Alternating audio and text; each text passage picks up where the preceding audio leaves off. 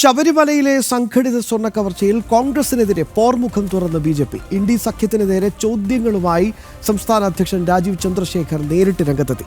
ശബരിമല സ്വർണ്ണ കവർച്ച മുഖ്യപ്രതി ഉണ്ണികൃഷ്ണൻ പോറ്റിയുമായി സോണിയാഗാന്ധി എന്തിനാണ് കൂടിക്കാഴ്ച നടത്തിയതെന്നും അതിന് മറുപടി പറയണമെന്നും രാജീവ് ചന്ദ്രശേഖർ വ്യക്തമാക്കി.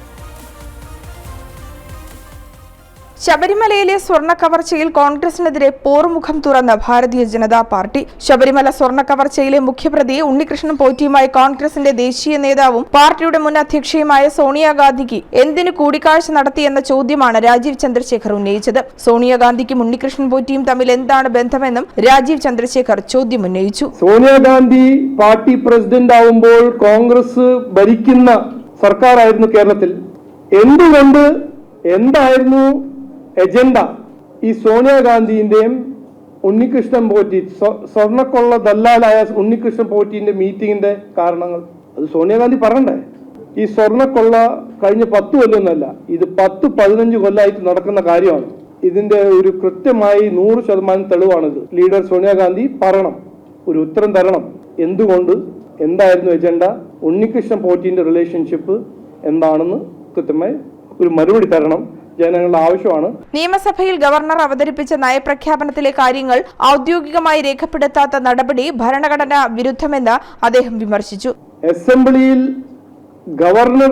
ഗവർണർ സ്പീച്ച് ചെയ്യുന്നു, പക്ഷേ അസംബ്ലിന്റെ മിനിറ്റും റെക്കോർഡ്സിന്റെ ഭാഗമായി മറ്റൊരു സ്പീച്ച് മുഖ്യമന്ത്രി കേട്ടുന്നു. ഇത് എന്താണ് നടക്കുന്നത്? എന്താണ്? ഒരു സിസ്റ്റം ഒന്നുമില്ലേ? ഭരണഘടനയെല്ലാം മറന്നോ? ഗവർണർ അവിടെ സംസാരിക്കുന്ന കാര്യങ്ങളല്ല ലെജിസ്ലേറ്റീവ് അസംബ്ലിന്റെ റെക്കോർഡിൽ കേട്ടേണ്ടത്. ഇത് എന്തും പറഞ്ഞ് എന്തും ചെയ്യാനൊരു രീതി എവിടുന്നാണ് ബഹുമാനപ്പെട്ട മുഖ്യമന്ത്രി ഇത് പഠിക്കുന്നത്? ഏത് അസംബ്ലിയിലാണെങ്കിലും ഗവർണർ പറയുന്ന അദ്ദേഹത്തിന്റെ സ്പീച്ച് അല്ലേ റെക്കോർഡിൽ പോകേണ്ടത്? അതെല്ലാം മാറ്റി സർക്കാരിന് വേണ്ടപ്പെട്ട ഒരു പാരഗ്രാഫ് അതിൽ കയറ്റി അത് അസംബ്ലിന്റെ റെക്കോർഡാക്കുന്ന രീതി തെറ്റാണ്. അത് എന്തുകൊണ്ടാണ് ചെയ്യുന്നത്? ജസ്റ്റിസ് ബാബു മാത്യു പി തോമസിനെ ഓംബുഡ്സ്മാനായി നിയമിച്ചത് നിയമവിരുദ്ധമെന്നും അദ്ദേഹം പറഞ്ഞു. കേരള ലോകായുക്ത ആക്ട് 99 പ്രകാരം ഒരു ലോകായുക്ത അല്ലെങ്കിൽ ഉപ ലോകായുക്ത ആയ ഒരു വ്യക്തി ഓഫീസ് ഓഫ് പ്രോഫിറ്റോ ഒരു ഓർഗനൈസേഷന്റെ ഭാഗമാവാൻ പാടില്ല എന്ന് മനസ്സിലാക്കിയിട്ടും ജസ്റ്റിസ് ബാബു മാത്യു പി ജോസഫിനെ ഓംബുഡ്സ്മാൻ ആക്കുന്നത്.